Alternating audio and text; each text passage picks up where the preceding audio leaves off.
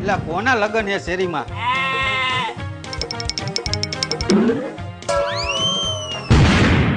એટલે કીયો ખરા બપોરે ફટાકડા ફોડે, લાવ તો જવા દેતો. ઓય અહીંયા આવતો.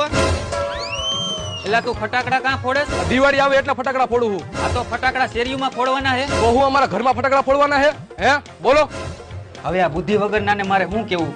જેવો મને હેરાન કર્યો હે ને એવા એના ઘરને હેરાન થાય. આ ઘરમાં ફોડવાના હે. હા કાંઈ વાંધો નહીં, જાવ અંદર તમે. હવે શેરીમાં ફટાકડા નહીં ફોડું.